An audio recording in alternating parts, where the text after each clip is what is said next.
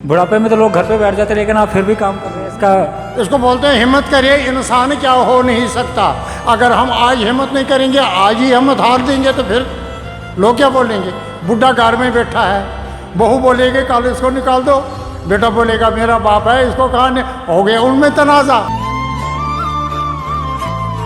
कुल 1992 से लेकर इस दम तक मेरे को किसी पंजाबी ने बुरा भला नहीं कहा, चाहे हिंदू हो, मुस्लिम हो, सिख हो, ईसाई हो, दरिंदे हो, परिंदे हो, दरख्त हो, चिड़िया हो, ज़मीन हो, आसमान हो, सबका मालिक एक है। किसी को टांग टूटी होगी, आंख निकल गई, बाजू निकल गया होगा, तो उसको 10 रुपया 5 रुपया दे दो। जब ऊपर वाले हमको देता है, हम भी किसी को दे देंगे।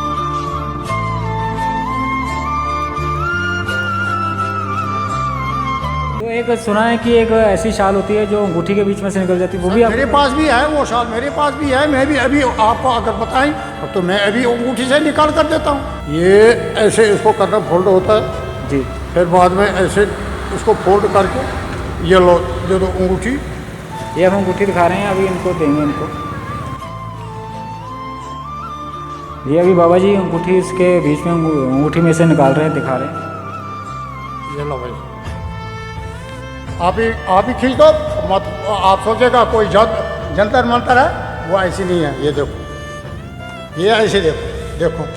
अब इसमें ये अंगूठी का मतलब ये होता है कि अगर डुप्लीकेट होगा तो उसमें वट पड़ जाएगी, अगर ओरिजिनल है तो ये अंगूठी के बीच में से निकल के इसमें कोई वट नहीं पड़ेगा, कोई डिफेक्ट नहीं होगा। ये देखो ऐसे जैसे का था ऐसे ही।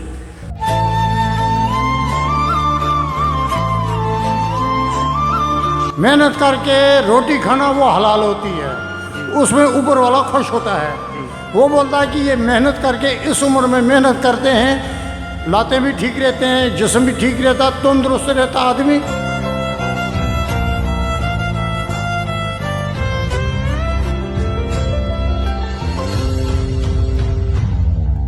हम हर साल यहाँ पर आते हैं, वहाँ बर्फ़ पड़ते हैं, बर्फ़ के मारे से मतलब आ जाते हैं, नारे 4 पैसे कमा कर जाते हैं।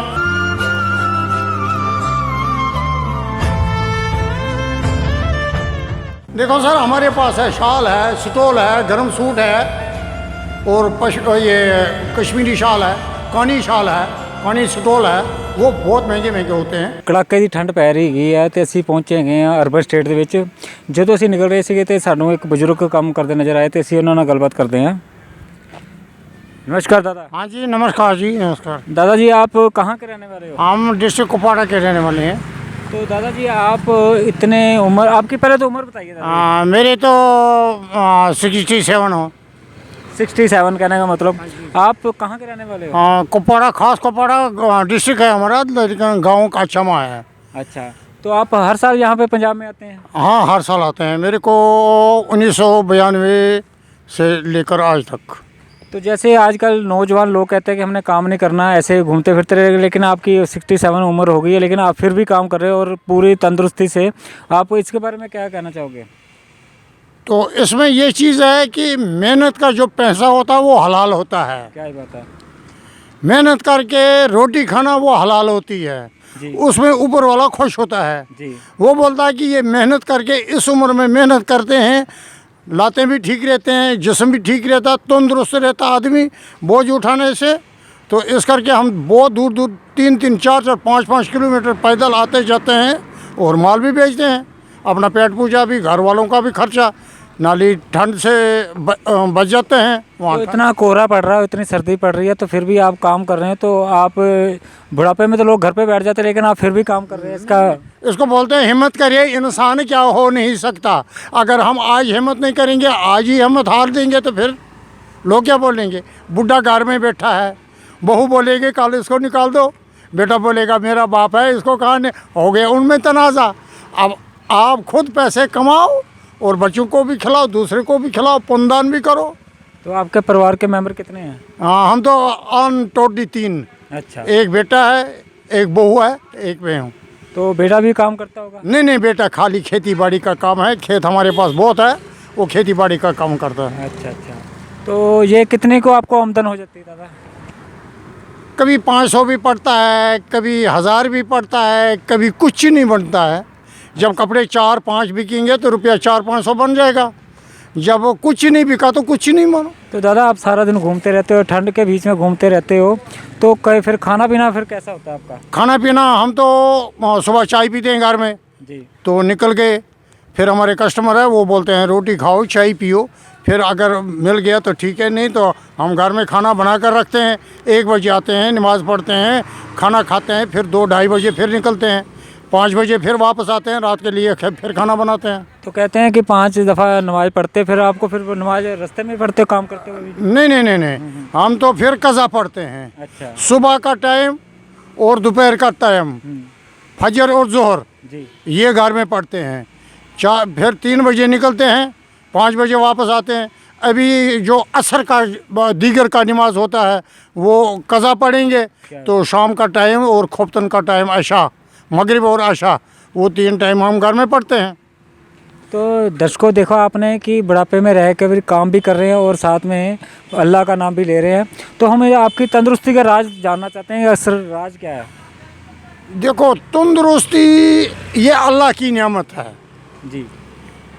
ये किसी बंदे ने नहीं बनाया, ये अल्लाह ने, सबका मालिक एक है। चाहे हिंदू हो, मुस्लिम हो, सिख हो, ईसाई हो, दरिंदे हो, परिंदे हो, दरख्त हो, चिड़िया हो, ज़मीन हो, आसमान हो, सबका मालिक एक है। क्या बात है जी। सबका, ये आदमी अपने जहन में रखना चाहिए कि उसके पास कोई ज़ात पात नहीं है, सबका मालिक एक है जी।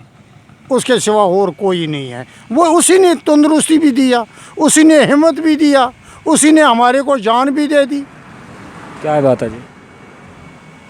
तो आप जब यहाँ पे आते हो वहाँ पे बर्फ़ वगैरह पड़ी रहती होगी, तो हर साल ही यहाँ पे आते हो? हाँ, हर साल यहाँ पर आते हैं। ठीक है जी। हम हर साल यहाँ पर आते हैं, वहाँ बर्फ़ पड़ते हैं, बर्फ़ के मारे से मतलब आ जाते हैं, नाले 4 पैसे कमा कर जाते हैं। नाले हमारे यार दोस्त बहुत हैं, तो उनसे लेकिन पंजाब के लोग तो कश्मीर की तरफ भागते हैं कि चलो सर्दियों के बीच में बर्फ़ देखें। तो आपको नहीं लगता कि हम अपना घर छोड़ के बर्फ़ वगैरह छोड़ के इधर? नहीं ना, हमने तो बचपन से 1900 मतलब 50 से हमने बर्फ़ ही देखा है आज तक। ठीक है। तो हमारे को तो इस चीज़ का शौक़ नहीं होता है। सर रोजी रोटी का ही आपको शौक़ है? हाँ, हिम्मत करो तो सब कुछ है। ठीक है जी। और दुनिया में रब ने फरमाया कि 3 कामों से बाज आ जाओ। जी। सबसे पहले हो गया कि झूठ मत बोलना। जी। दूसरी बात है कि किसी को धोखा नहीं देना। क्या ही बात है जी। तीसरी बात है कि रोटी जो खानी है वो हलाल की खाओ। जी। 2 नंबरी का काम करके रोटी हराम, वो हराम होती है। क्या ही बात है जी। वो हमारे लायक अच्छा काम नहीं है। तो देखा जी, कह रहे हैं कि जो तीनों ने बातें बताई हैं कि जो ग्रंथों के बीच में मिलती हैं, और ये कहते हैं कि हलाल की ही रोटी खानी चाहिए, और ये मेहनत कर रहे हैं और इस उम्र में कर रहे हैं। तो आप दर्शकों को हमें बारे में बताओ कुछ। हाँ जी, दर्शकों को क्या कहना चाहोगे आप? दर्शकों को मैं ये कहना चाहता हूँ कि आप हर वक्त हिम्मत करो, मेहनत की रोटी कमाओ। ये जो आजकल चलते हैं नशे, डाके, लूट मार, घसीट, मार पिटाई, गाली गलौज, ये नहीं होना चाहिए जी।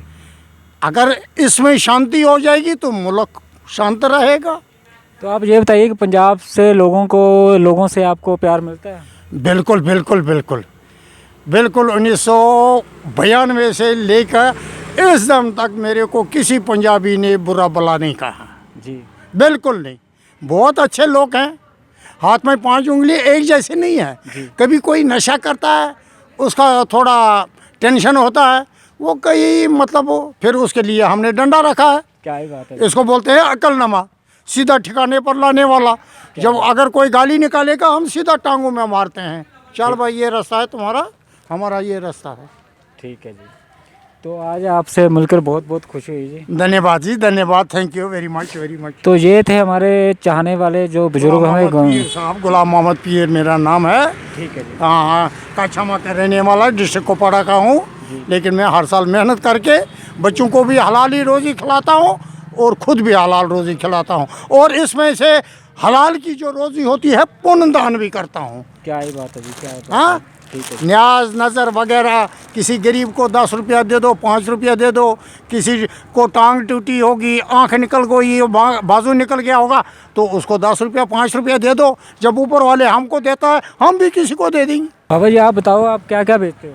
देखो सर, हमारे पास है शाल है, स्टोल है, गर्म सूट है, और ये कश्मीरी शाल है, कानी शाल है, कानी स्टोल है। वो बहुत महंगे महंगे होते हैं। तो एक सुना है कि एक ऐसी शाल होती है जो अंगूठी के बीच में से निकल जाती है, वो भी मेरे पास भी है, वो शाल मेरे पास भी है। मैं भी अभी आपको अगर बताएं तो मैं अभी अंगूठी से निकाल कर देता हूँ।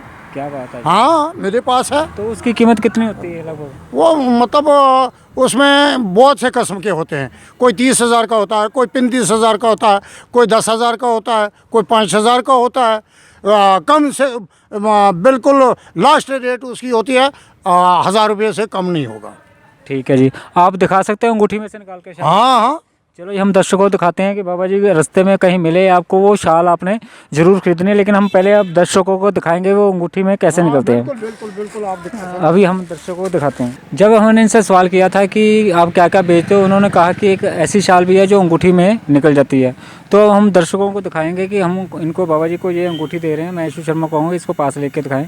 और बाबा ये हम आपको अंगूठी दे रहे हैं, आपने कहा था कि अंगूठी में से निकल जाती है। बिल्कुल बिल्कुल बिल्कुल, ये देखो, ये ऐसे होता ना, ये देखो, ये ऐसे इसको करना फोल्ड होता है जी। फिर बाद में ऐसे इसको फोल्ड करके ये लो, दे दो अंगूठी। ये हम अंगूठी दिखा रहे हैं, अभी इनको देंगे इनको।